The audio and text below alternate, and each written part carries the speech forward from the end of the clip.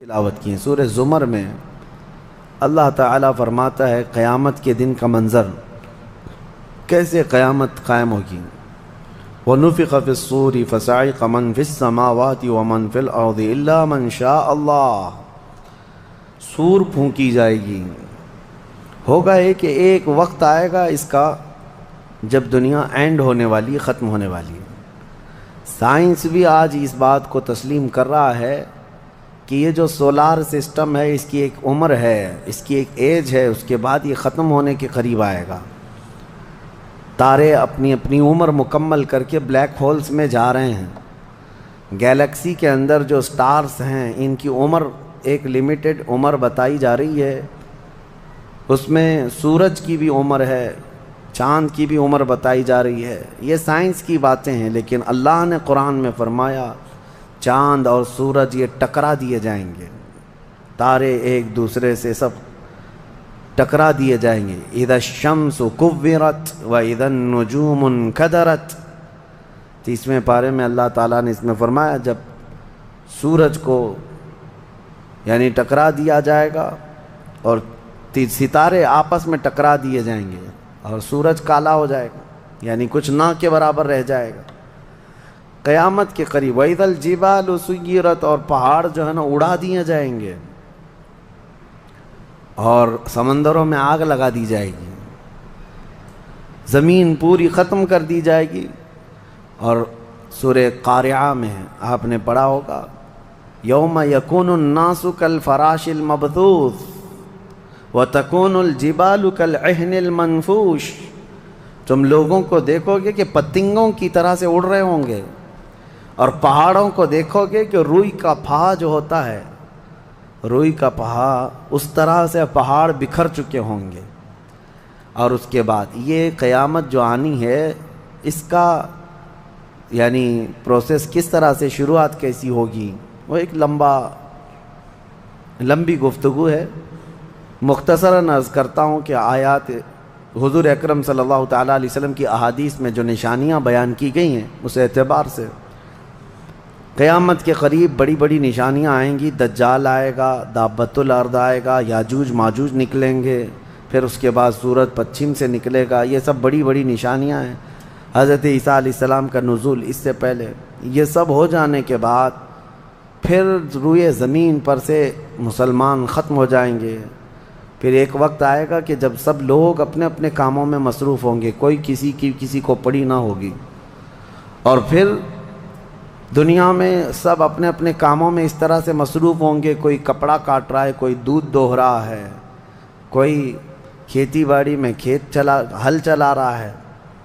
اللہ تعالیٰ قرآن میں فرماتا ہے کہ تم دیکھو گے ان زلزلۃ الساعۃ شیء عظیم یوم ترونھا تذہل کل مرضعۃ عما ارضعت وتضع کل ذات حمل حملھا، اچانک ایک سور کی آواز آئے گی۔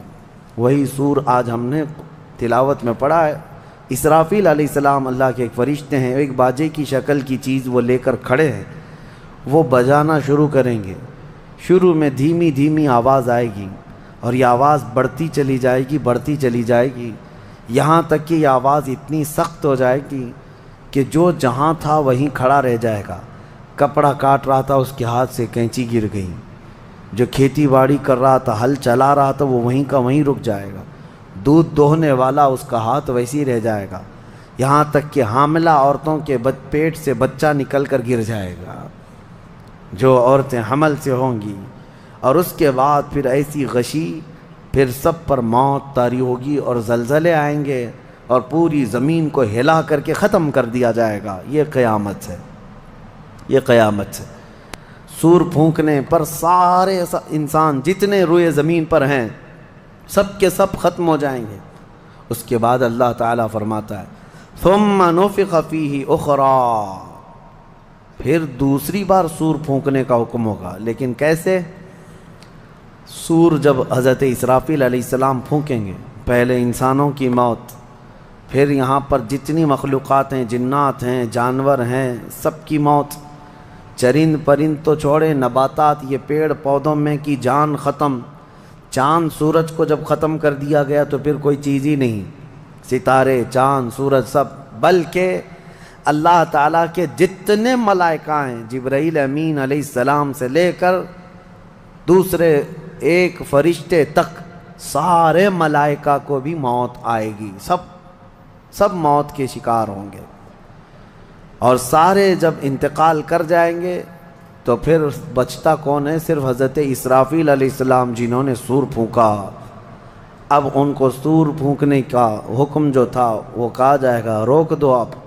پھر اللہ تعالی حضرت اسرافیل علیہ السلام کو بھی موت طاری کرے گا، اور روح نکالنے والا فرشتہ کون ہے؟ ملک الموت اسرائیل علیہ السلام۔ اب تک یہ سب کی روح نکال چکے ہوں گے، اور پھر اللہ تعالیٰ اسرائیل علیہ السلام کی بھی روح نکال دے گا۔ اسرائیل جو سب کی روح نکالتے ہیں، ان کو بھی موت ہے، ان کو بھی موت ہے۔ اور پھر ہم نے پڑھا کل شیء ہالک الا وجہہ، ہر شے فنا ہو جائے گی سوائے رب العالمین کے۔ کل من علیہا فان ویبقى وجہ ربک ذو الجلال والاکرام، جو کچھ بھی ہے سب فنا ہو جائے گا، تمہارے رب کی ذات صرف باقی رہے گی، کوئی نہیں باقی رہے گا۔ پھر جب مولا کی مرضی ہوگی، رب تبارک و تعالیٰ دوبارہ اسرافیل علیہ السلام کو اٹھائے گا۔ اسرافیل علیہ السلام دوبارہ اٹھیں گے، اور پھر ان سے کہا جائے گا دوبارہ سور پھونکو، پھر سے پھونکو۔ اب جب دوبارہ حضرت اسرافیل علیہ السلام سور پھونکیں گے تو یہ زندگی کا سور ہے۔ پہلے والا یہ نفخہ اولا اس کو کہتے ہیں، وہ موت کا تھا، اور نفخہ ثانیہ حیات کا ہے، زندگی کا ہے۔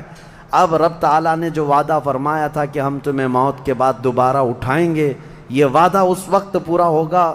اب دوسرے مرتبہ جب سور پھونکنا شروع کرتے ہیں اسرافیل علیہ السلام، کتنے انسان آئے گئے، آدم علیہ السلام سے لے کر قیامت تک، سب وہ زمینوں میں جہاں کہیں ہوں گے، کسی کو جلا کر ختم کر دیا گیا ہو، کسی کو جانور کھا گیا ہو، کسی کو پانی میں ختم کر دیا ہو، کسی بھی طرح سے، لیکن مولا تعالیٰ سب کو اٹھانے والا ہے۔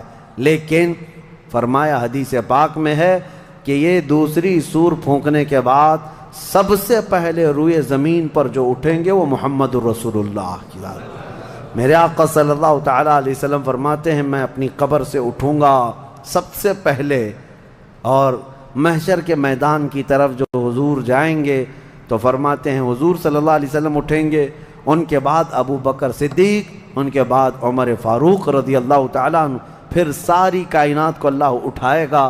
اور جب رسول کریم صلی اللہ تعالیٰ علیہ وسلم فرماتے ہیں میں میدان قیامت میں اس حال میں آؤں گا کہ میرا ایک ہاتھ ابو بکر کے کندھے پر ہوگا، دوسرا عمر ابن خطاب کے کندھے پر ہوگا۔ یقیناً وہ اس دن کے دولہا ہیں۔ قیامت کا منظر ہے جب رسول کریم صلی اللہ تعالیٰ علیہ وسلم تشریف لائیں، اور اس کے بعد رب تعالیٰ نے فرمایا، سورہ زمر میں 2 آیتیں آئی ہیں، وَسِيقَ الَّذِينَ كَفَرُوا إِلَى جَهَنَّمَ زُمَرًا، اب جو کفار تھے ان سب کو کھینچ کر کے لایا جائے گا میدان قیامت میں۔ پہلے تو میں آپ کو بتا دوں پوری تفصیلات قیامت کے میدان میں، اس کے بعد ان آیتوں کی تفسیر پر آتا ہوں۔ پھر جب سب کو اٹھا دیا گیا تو ایک زمین ہوگی، اب وہ زمین کہاں ہوگی وہ اللہ بہتر جانتا ہے کس جگہ، کیونکہ یہ زمین ہے ہی نہیں، یہ آسمان ہے ہی نہیں، تو پھر اس وقت بنے گا کیا یہ اللہ ہی بہتر جانے۔ کہاں بنے گا، کس طرح بنے گا، اس میں ہم نہ سوچ سکتے ہیں نہ مثال دے سکتے ہیں۔ اب آپ مجھے بتاؤ، یہ جو زمین جس پہ آپ بیٹھے ہیں یہ ختم ہونے والی، کیا رہے گا نیچے؟ آسمان جو دکھ رہا ہے یہ بھی ختم ہونے والا ہے، پھر کیا رہے گا اوپر ہمیں نہیں معلوم، لیکن اللہ کریم ایک زمین بنائے گا جس کے متعلق کہا گیا وہ تانبے اور پیتل سے بنی ہوئی ہوگی، یہ مٹی والی زمین نہیں۔ اور پھر اس کے بعد سورج کو پھر دوبارہ زندہ کیا جائے گا، اور سورج کو سب کے سروں پر لا کر کھڑا کر دیا جائے گا۔ اب وہ زمین اور جس میں سارے انسانوں کو جمع کر دیا گیا ہے، آپ اندازہ کریں وہ زمین میں نہ کوئی عمارت ہوگی نہ درخت ہوگا، وہ بالکل فلیٹ زمین ہے، صرف میدان ہی میدان ہے۔ ایسا نہیں ہے کہ یہاں پر کوئی میدان اور تھوڑی دور کے بعد کوئی عمارت دکھے گی یا کوئی درخت دکھے گا یا کوئی پہاڑ، نہیں، کچھ نہیں، صرف سیدھی زمین۔ اسی لیے کہ وہاں تم 500 سال بھی اس میدان میں بھاگتے رہو گے تو سائے کے لیے ایک پتا بھی نہیں ملے گا، ایک پتا بھی نہیں.